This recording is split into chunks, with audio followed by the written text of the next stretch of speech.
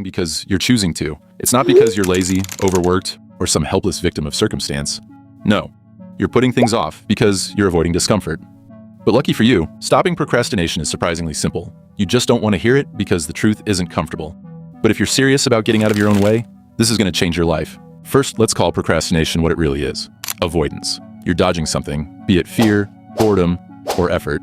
The tasks you're doing feels too hard, too tedious, or maybe you're just scared you'll fail. But the thing is, putting it off doesn't make it go away. It just builds pressure. You think you're avoiding discomfort, but all you're doing is trading short-term relief for long-term stress. It's like sticking a Band-Aid on a bullet wound. It doesn't solve the problem, it just delays the inevitable. You tell yourself you'll do it later, but that's a lie. You're not going to magically wake up more motivated tomorrow. Trust me. You think, I work better under pressure, but that's BS too. You don't work better, you just work faster because you have no choice. And the result? Quality often suffers. Because the truth is, you're not waiting for the right time. You're waiting for the work to feel easy. But it never will. Waiting doesn't make hard tasks easier, it just gives you less time to do them. That's the truth. So stop fooling yourself. Now here's the part you're not gonna like. Stopping procrastination is ridiculously simple. Not necessarily easy, simple. All you have to do is start. That's it. The hardest part of any task isn't doing it. It's starting. Once you take that first step, momentum kicks in like that 3 a.m. water, and the task becomes manageable. But the longer you sit there thinking about it, the bigger and scarier it feels. The task itself is not the problem, it's your hesitation. Think about it. Have you ever started something and thought, wow, this is so much worse than I imagined? Chances are, no. Starting is always easier than the nightmare you built up in your head. So why the delay?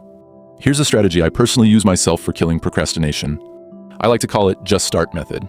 First, set a timer for 10 minutes. Tell yourself, I'm only going to do this for 10 minutes. If it sucks, I can stop. Guess what?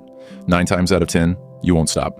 Why? Because starting breaks the mental block. Second, do the easiest part first.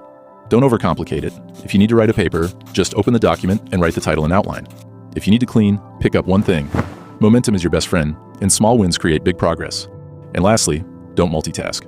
Procrastinators, or should I say you, love multitasking because it feels productive without actually accomplishing anything. Focus on one thing and block out everything else. No TikToks, no YouTube, no distractions. But let's address your excuses because I know they're coming.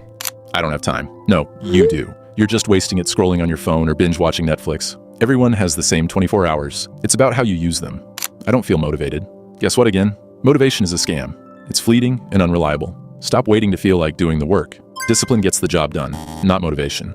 It's too hard. Sure, some tasks are tough, but avoiding them doesn't make them easier. Start small, break it into steps, and stop whining about it. But what happens after you start? How do you keep going? Simple. Build momentum. Think of momentum as a snowball. It starts small, but the more you roll with it, the bigger it gets. Every small action adds up. You finish the title and outline? Great. Now tackle the next. Cleaned your room? Awesome. Now, handle the papers. Momentum doesn't require perfection. It requires consistency. The more you do, the more confident you feel. Action creates confidence, not the other way around. You don't need to feel confident to start. You just need to start to feel confident. But I'm too tired. But I don't know where to start. But what if I fail? Your buts are excuses dressed up as reasons. But I'm too tired, then do something small. Even 5 minutes of progress is better than nothing. But I don't know where to start. Start anywhere. Pick the easiest, most obvious thing and go from there. But what if I fail? You might, and that's fine. Failure isn't the end, it's feedback. Failure makes you learn, adapt, and try again. Sitting on your hands because you're scared doesn't protect you. It just keeps you stuck. Stopping procrastination is a habit, not a one-time thing. And habits are built through repetition. Start by tackling the hardest thing first every morning. This is called eating the frog. And it works because once the hardest task is out of the way, everything else feels easier. But as I said, you can always do the easiest part first. Set clear deadlines for everything. Open-ended tasks breed procrastination. And of course, reward yourself after completing tasks. Your brain loves dopamine, so give it a reason to associate finishing tasks with pleasure. I'm going to be brutally honest with you. Nobody's coming to save you. Your boss, your parents, your friends, they're not going to swoop in and force you to get your act together. It's on you. Every time you procrastinate, you're choosing short-term comfort over long-term success. And that's the real tragedy. Remember that. But the good news is, you have a choice.